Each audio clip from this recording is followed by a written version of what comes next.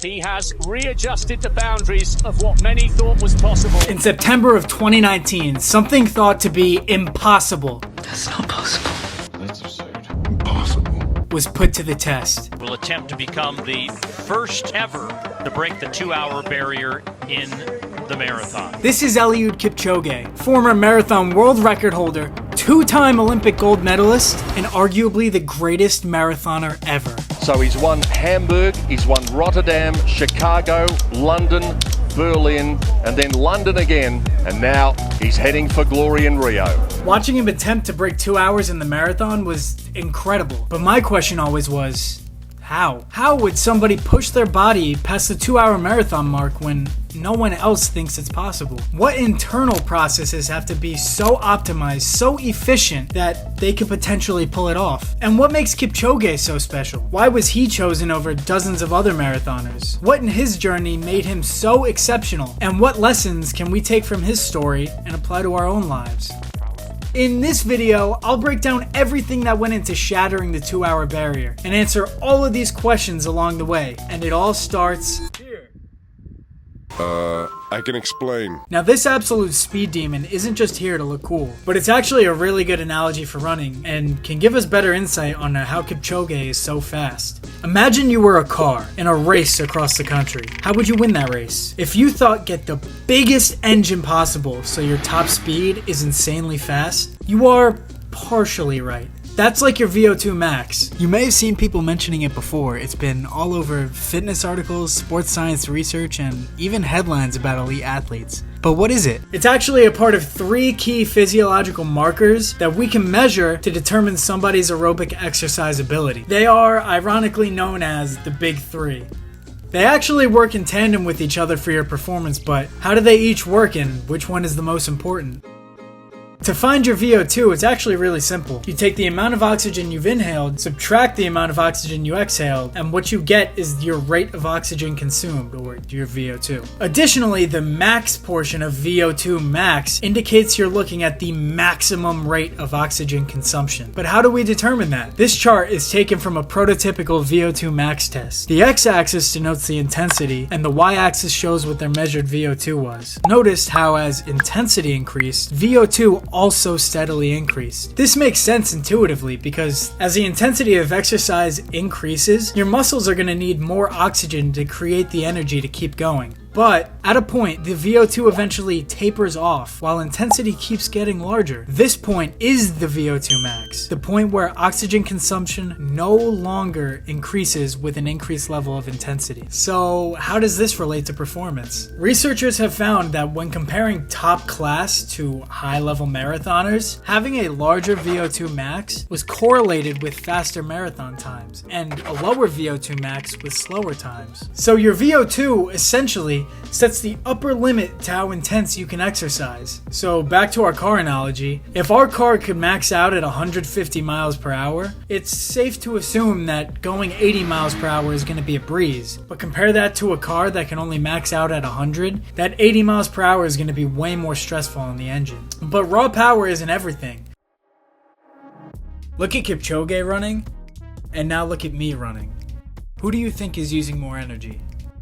This is sort of how I wrap my brain around what exercise economy is. There are a ton of different things that can go into your exercise economy, but just to name a few, you got age, training status, your stride length, even your shoes or wind resistance, but does it really make that big of a difference? There's a study that took 12 highly trained and experienced runners who all had similar VO2 maxes, or how we described it earlier, their engine size. It found that while running at a given pace for 10 kilometers, each runner had different levels of oxygen consumption throughout the run, even though their maxes were all similar, showing some were more efficient than others. They even found that 65.4% of the variation in run times can be attributed to their running economy. I mean, that's insane how much of a difference it can make. Running economy is a lot like a car's fuel efficiency. You can have a really big engine, but if you're not using that engine as efficiently as possible,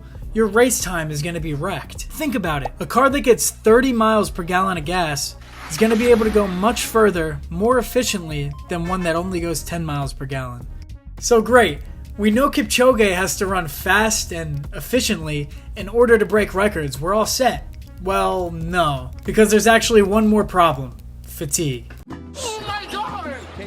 For the sake of this video, I'm not really going to get into the biochemistry of fatigue, but there is a myth I want to get out of the way first. Lactate, or lactic acid, doesn't actually cause fatigue. If you don't believe me, you might believe this guy. So, does lactic acid really cause fatigue? No. What's important to understand from all of this is that increased lactate can be a way to measure fatigue, but it's not actually something that causes it, and people can get confused by that. With that aside, more importantly, what does lactate threshold do for running performance? Well, during exercise, your lactate levels stay relatively low if it's a light intensity, because your body is able to clear it out pretty effectively. But there's a point where increased intensity leads to exponential growth of lactate concentration. This point is known as the lactate threshold. Knowing what your lactate threshold is very beneficial, because that's the highest intensity you can exercise without there being a significant spike in your lactate. To illustrate this, the lactate threshold is like a car's cooling system in a way. If it's really strong, it can keep the engine from burning out and breaking down at a high intensity.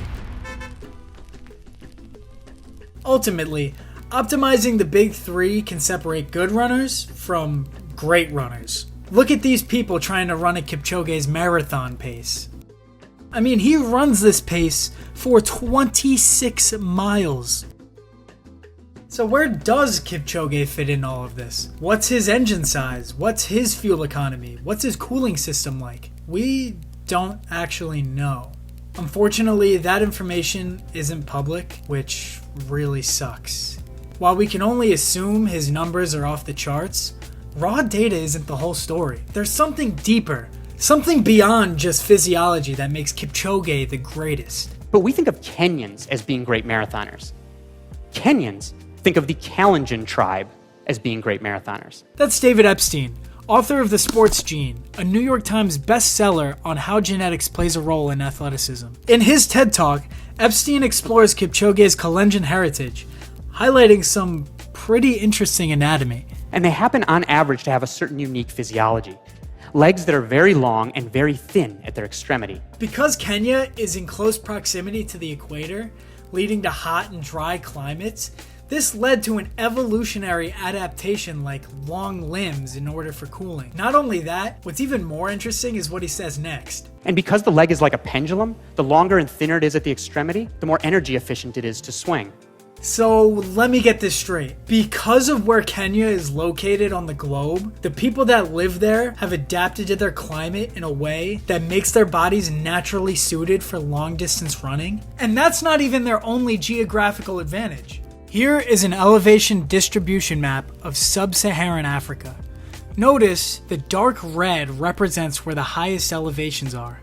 Now here's Kenya. Here's another map highlighting the different provinces in Kenya. See this green section denoting the Great Rift Valley? That's where the Kalenjin primarily live. Now looking back on our elevation distribution map, you can see this area specifically has extremely high elevation. This isn't a coincidence. Running at high altitudes is essentially a cheat code for endurance athletes. It's incredible how much their environment can play a part in them running faster. But is there really any proof of them being faster and more efficient?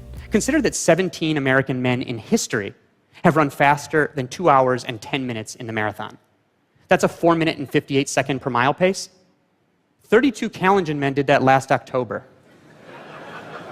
What? Let that sink in for a second. Could it really just be a perfect environment cultivating such running excellence? Or is there something more? Something that drives them to achieve the impossible. Eliud Kipchoge himself has said that running is at the very core of the Kalenjin identity. So in Kalenjin, we have the physique, we have the right environment, topography is up and down, altitude is high, but above all, the mind running actually as its own in the minds of Kalenjins. So the man himself is telling us, yeah, all that other stuff is cool, but we're so dominant because of our minds. And that's the thing. Greatness isn't about just one moment of excellence. It's about the steps you take every single day. It's about moving the chains. You see, in American football, you don't need a touchdown every single play. Inside the 40, Jefferson still going. See you later. All you need to do is make it to the first down marker and you keep the drive alive. They'll move the chains up and you have a fresh set of downs. This is the exact mentality Kipchoge used when breaking 2 hours. They came this project called Breaking 2 Project, organized by the Nike. And I was offered a chance going to try to run under 2 hours. It was unthinkable, and I think to most of the people still unthinkable. I managed to run 2 hours flat and 25 seconds. And I'm happy to say and stand today that the world is only 25 seconds away. It wasn't just one giant leap. It was the thousands of miles run, optimizing his body for performance. Every second he shaved, he was moving the chains. In fact, I had a friend in India who told me that you will die before you see a human being running 2 hours flat. And I joked with him, you will never die again because you have seen me running 2 hours. A barrier once thought impossible is now broken. Eliud Kipchoge is the first sub-2-hour marathoner. He is the first man in history to break the 2-hour barrier in the marathon. Whatever the goal, no matter the barrier between it, know you can reach it if you just keep moving the chains.